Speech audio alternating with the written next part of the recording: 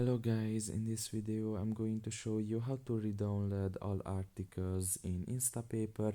The first thing you need to do is enter the app. Once you are done with that and you are in the home page, you can just look in the top of your right corner and press on the three dots there.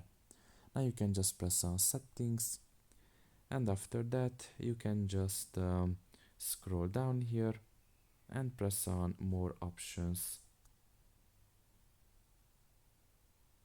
And you can see under then the advanced option, and you can just press on re-download all articles, and you can just press on re-download, and you will be able to re-download all of your articles basically.